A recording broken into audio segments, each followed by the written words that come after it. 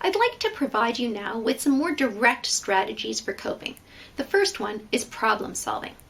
The first step is identifying the problem. Once you've identified the problem, it's important to break it down into smaller parts so you avoid feeling overwhelmed. For instance, break down the problem into pieces that are urgent or need to be dealt with immediately, the ones that you can deal with tomorrow, and then the ones that can be delayed or even dropped.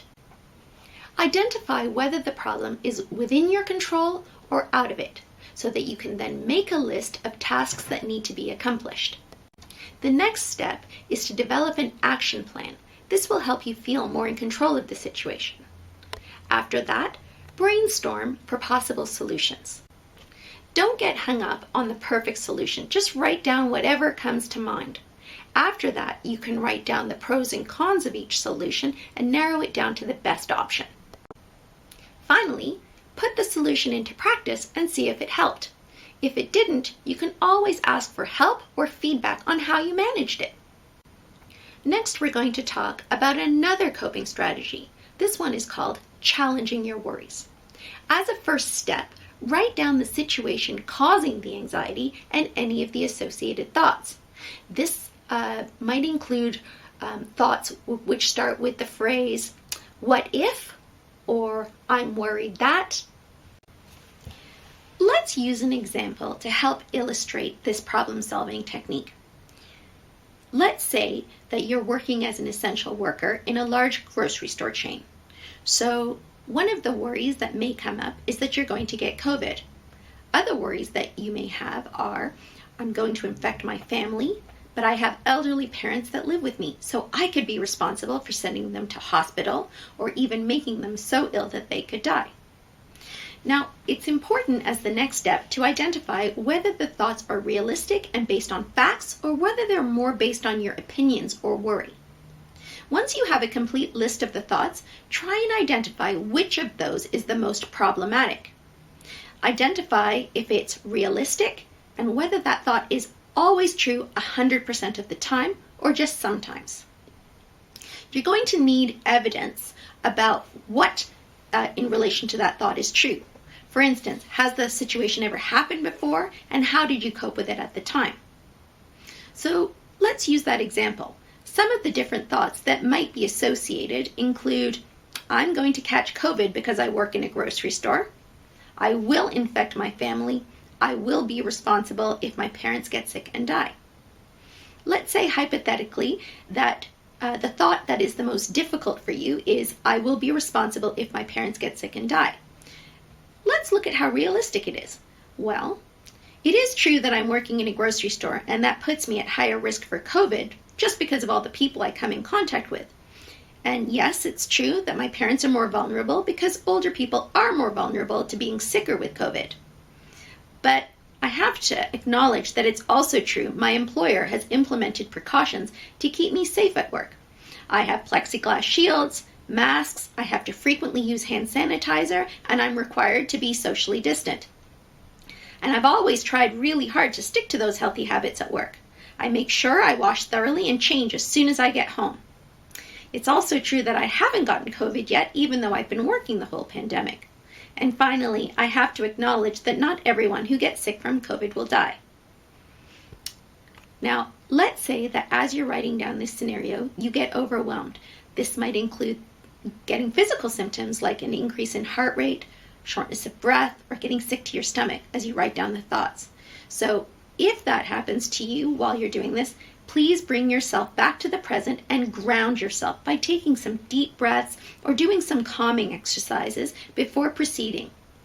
Just take the break. Now, going back to the scenario, it's important to try and come up with a more balanced thought that reflects the reality of your situation. One such possibility might be, yes, I am an essential worker, but I am taking all the recommended precautions that I can to stay healthy and keep those around me safe. I have a good support network to assist me with my parents. We will all likely get through this and be fine.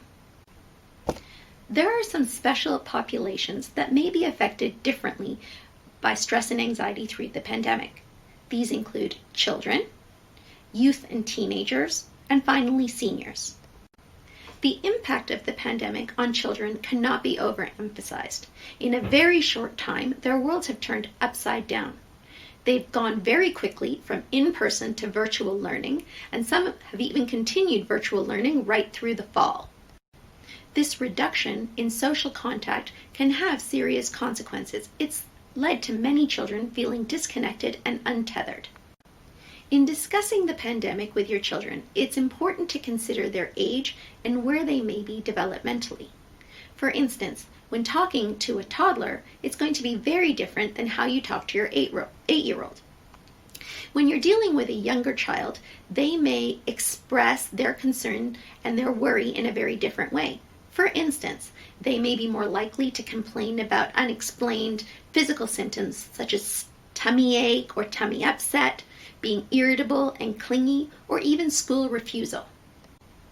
Older children may be better able to express their concerns verbally. Regardless, there are some strategies that you can use across this population. Some of the strategies may include frequent check-ins so that they can express concerns about any changes that are going on either at home or at school and discussing how they feel about those. It's important for a parent to reinforce what we're doing to keep them safe and happy. And the importance of routine and structure cannot be overemphasized as well. Their lives have been turned upside down. They need predictability. If possible, it would be a nice idea to create special time, one-on-one, even 15 or 30 minutes a day, where your child has your full attention and they can express any concerns that they may have. Finally, help them with problem solving around any circumstances that may come up. Teenagers may also need special consideration. These are the years when they develop a greater reliance on their peers and their friends to develop social connections and grow. So with the switch from in-person to part-time or even full-time virtual learning, this can lead to a real sense of isolation and disconnectedness. Unfortunately, this may lead to rebelling against some of the restrictions that are out there, such as the social distancing rules, or it may lead to some unhealthy behaviors, such as an increased use of alcohol or drugs. As such, a different approach may be helpful to assist teenagers cope with the stress that they may be feeling during this period. First, acknowledge and validate the sense of unfairness that they may be feeling over having to isolate and curtail their social lives, particularly over such a long period. Help them contextualize health information by getting it from reputable sources rather than sources such as Facebook. Help them understand what is reliable health information. You may wish to encourage them to limit social media, but rather encourage direct socialization online, perhaps through Zoom, texts, or even phone calls. Reinforce the importance of social distancing and other helpful health strategies such as frequent hand washing. At the same time, reinforce that they are helping not just themselves, but also other populations like their classmates, their friends, their neighbors, who also have family members who may be elderly or immunocompromised. And finally, make sure to emphasize the importance of maintaining healthy coping strategies and a regular routine. The important thing to remember is that there is both healthy coping and unhealthy coping. Healthy coping strategies include things, as we discussed earlier, good sleep habits, maintaining physical activity, eating healthily. But if your teenager does insist on engaging in unhealthy coping strategies, such as smoking, point out potential virus-related risks, such as sharing cigarettes and joints can actually increase the risk of COVID. Seniors, of course, are also a very vulnerable population during this period. However, elsewhere on this website is a presentation specifically devoted to them, so I would direct you there. The Center for Addiction and Mental Health, CAMH, also offers a number of resources to help you manage stress and anxiety, both related to and not related to the pandemic. On the CAMH website, you may be able to find a number of downloadable tip sheets, information pages, and resources to help you. We also offer a stepped care psychotherapy service to assist with depression and anxiety. This is run not only with CAMH, but also other provincial agencies, such as the Canadian Mental Health Association's program, Bounce Back. This program offers simple, task-focused workbooks as well as telephone coaching that is offered alongside. This program is run not only in English, but also offers services in other languages, including Hindi, Urdu, Tamil, and Bengali. Substance use is unfortunately a very common way to deal with stress and anxiety. If this is a concern for you or a loved one, CAMH offers a number of addiction services, and these are also found on the website.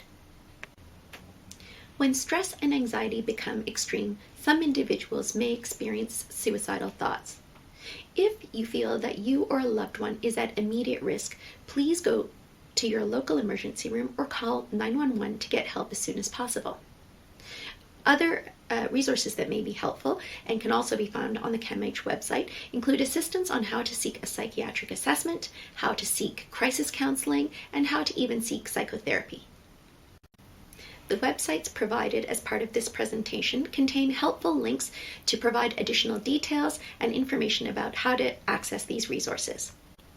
I hope that this presentation gave you some more information about how to deal with general stress and anxiety during the pandemic, as well as how to distinguish if your symptoms may be more severe and require additional assessment or treatment. Thank you so much for listening.